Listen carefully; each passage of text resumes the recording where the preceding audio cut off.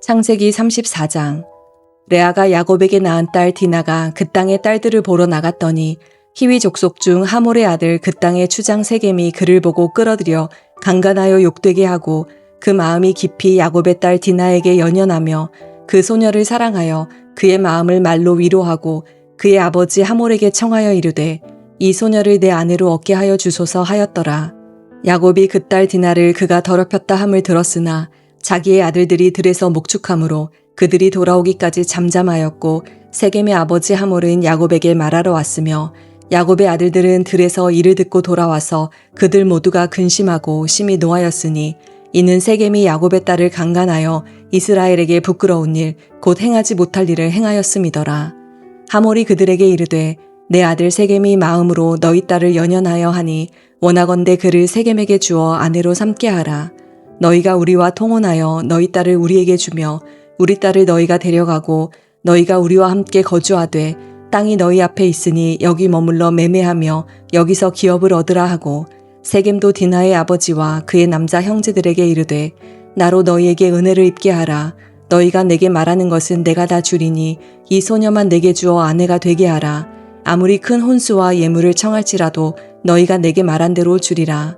야곱의 아들들이 세겜과 그의 아버지 하몰에게 속여 대답하였으니 이는 세겜이 그 누이 디나를 더럽혔음이라. 야곱의 아들들이 그들에게 말하되 우리는 그리하지 못하겠노라. 할례받지 아니한 사람에게 우리 누이를 줄 수 없으니 이는 우리의 수치가 됨이니라. 그런즉 이같이 하면 너희에게 허락하리라.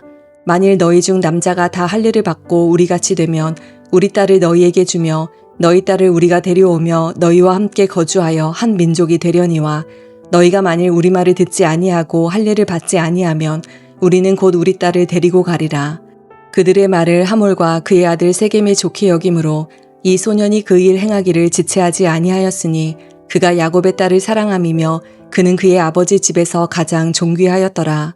하몰과 그의 아들 세겜이 그들의 성읍 문에 이르러 그들의 성읍 사람들에게 말하여 이르되 이 사람들은 우리와 친목하고 이 땅은 넓어 그들을 용납할 만하니 그들이 여기서 거주하며 매매하게 하고 우리가 그들의 딸들을 아내로 데려오고 우리 딸들도 그들에게 주자. 그러나 우리 중에 모든 남자가 그들이 할례를 받음같이 할례를 받아야 그 사람들이 우리와 함께 거주하여 한 민족 되기를 허락할 것이라.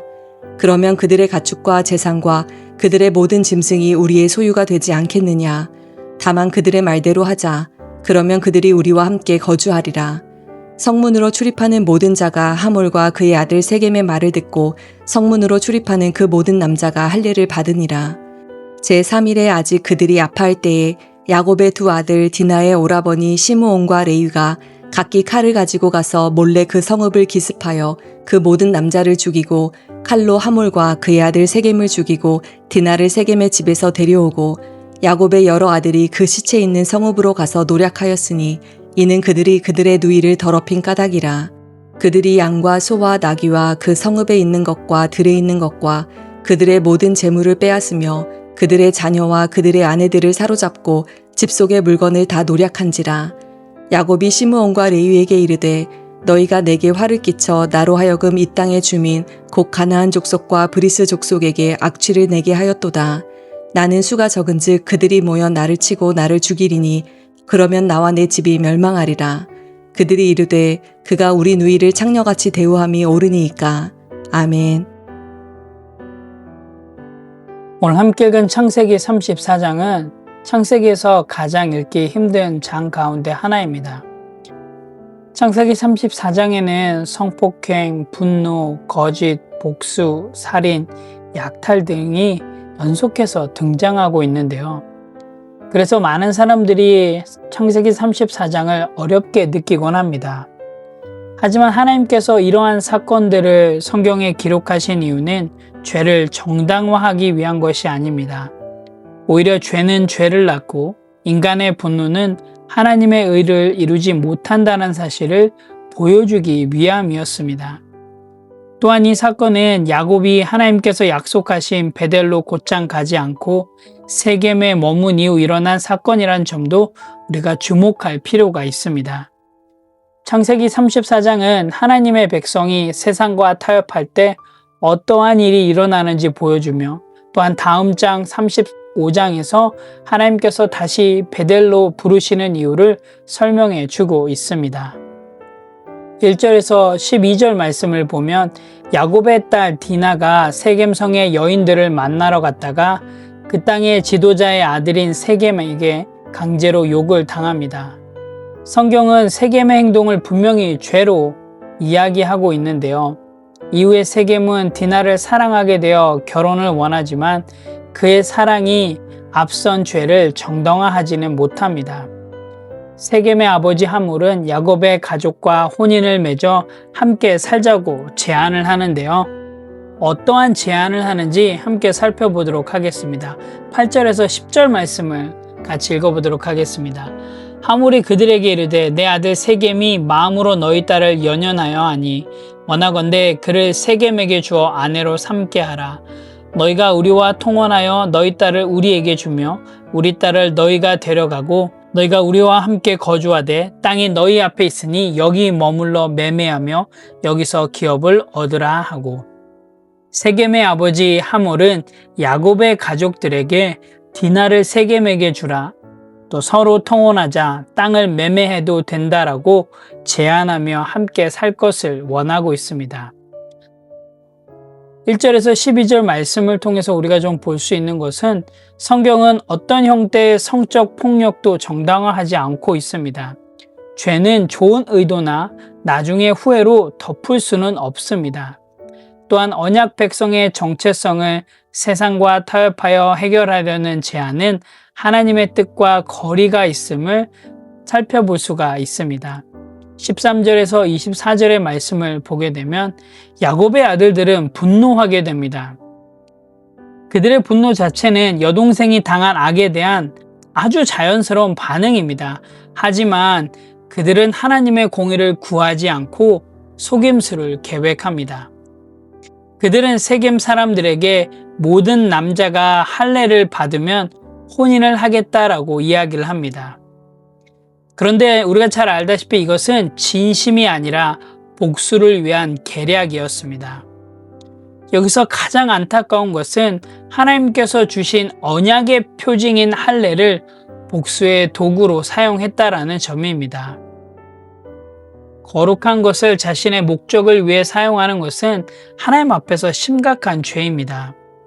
분노가 하나님의 공의를 이루는 것이 아니라 하나님의 뜻을 떠난 분노는 또 다른 죄를 낳게 됩니다. 25절에서 31절의 말씀을 보게 되면 세겜 사람들이 할례를 받고 고통 중에 있을 때 시므온과 레위가 성으로 들어가 모든 남자를 죽입니다. 여인과 아이들까지 사로잡습니다.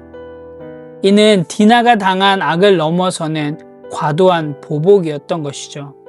그래서 야곱은 30절에서 이렇게 이야기를 하고 있습니다. 야곱이 시므온과 레위에게 이르되 너희가 내게 화를 끼쳐 나로 하여금 이 땅의 주민 곧 가나안 족속과 브리스 족속에게 악취를 내게 하였도다. 나는 수가 적은즉 그들이 모여 나를 치고 나를 죽이리니 그러면 나와 내 집이 멸망하리라. 야곱의 말은 가족의 안전을 염려한 것이었지만 오히려 야곱의 아들들은 그들의 행동을 정당화하며 이야기를 합니다. 31절에 보면 그들이 이르되 그가 우리 누이를 창녀같이 대우함이 옳으니까. 훗날 야곱은 임종 직전에 자신의 자녀들을 축복하며 나아갈 때 이 사건을 언급하며 시므온과 레위의 폭력을 책망합니다. 여러분, 성경은 복수를 하나님께 맡기라고 가르칩니다. 로마서 12장 19절을 보면 원수 갚는 것이 내게 있으니 내가 갚으리라. 인간의 복수는 공의를 넘어 또 다른 죄를 낳게 됨을 우리가 성경을 통해서 볼 수가 있습니다. 창세기 34장은 이렇게 이야기를 합니다. 죄는 깊은 상처와 공동체의 아픔을 가져온다. 죄를 다른 죄로 해결할 수는 없다. 거룩한 것을 자신의 목적을 위해서 사용해서는 안 된다. 복수는 하나님의 영역이다. 하나님을 떠난 선택은 결국 더 큰 비극을 만든다. 오늘 함께 읽은 창세기 34장을 통해서 또 오늘 하루 우리의 삶 가운데 실행하고 실천할 부분들을 함께 나누기를 원합니다. 첫 번째로는 죄를 가볍게 여기지 않겠습니다입니다. 디나의 사건은 한 사람의 죄가 얼마나 많은 사람에게 상처를 남기는지 여실히 보여주고 있습니다. 우리의 말과 행동, 우리의 선택은 결코 나 혼자에게만 영향을 미치지 않습니다. 죄는 언제나 관계를 깨트리고 공동체를 아프게 합니다. 작은 죄라도 합리화하지 말고 하나님 앞에서 즉시 회개하는 삶을 살아야 합니다. 건강한 성도는 죄를 가볍게 여기지 않고 하나님 앞에서 회개하는 사람들입니다. 오늘 하루도 여러분의 삶 가운데 혹여나 하나님을 기쁘시게 해드리지 못하는 죄의 모습이 있다면 여러분 회개하는 하루가 되길 원합니다. 하나님께로 다시 돌아오며 성경에서 이야기하는 대로 실행하며 실천하며 나아가시는 그런 귀한 하루가 되시기를 간절히 소원합니다. 두 번째로는 분노를 하나님의 방식으로 다루겠습니다입니다. 야곱의 아들들의 분노는 어쩌면 당연한 반응이었습니다. 하지만 그들은 자신들의 분노를 하나님께 맡기지 않았습니다. 오늘 우리도 상처를 받을 때 감정대로 행동하고 싶은 유혹을 받습니다. 그러나 성도는 분노를 품지 말라는 것이 아니라 분노를 하나님의 말씀 아래 둘 수 있어야 합니다. 여러분 오늘 하루 상처를 받거나 여러분 안에 분노가 끓어오를 때 기도하며 하나님의 지혜를 구하십시오. 감정이 아니라 하나님의 말씀을 따라 행동하시기 바랍니다. 건강한 성도는 감정보다 하나님의 말씀을 따라 분노를 다스릴 수 있는 사람입니다. 오늘 하루 여러분의 상처와 또한 여러분의 감정 때문에 분노를 행하는 것이 아니라 그 분노 또한도 하나님께 맡기고 하나님께 지혜를 구하며 나아가시는 그런 건강한 성도가 되시기를 간절히 소원합니다. 함께 기도하겠습니다. 하나님 참 감사합니다. 오늘도 창세기 34장을 통해서 죄가 얼마나 깊은 상처와 아픔을 가져오는지 깨닫게 해주셔서 참 감사합니다. 하나님, 우리 마음에 분노와 억울함이 찾아올 때 감정대로 행하지 않도록 인도하여 주시옵소서. 복수하려는 마음을 내려놓고 공의로우신 하나님을 신뢰하게 하시고 우리에게 맡기신 거룩한 것들을 언제나 하나님 앞에서 합당하게 사용할 수 있는 지혜 또한도 허락하여 주시옵소서. 상처 입은 마음을 주님 앞에 내려놓고 정말 말씀 가운데 주시는 참된 치유와 회복을 경험하며 또한 하나님의 말씀대로 실행하고 실천함을 통하여서 화평을 전하는 그런 귀한 하루의 삶이 될 수 있도록 인도하여 주시옵소서. 감사드립니다. 예수님의 이름으로 기도합니다. 아멘.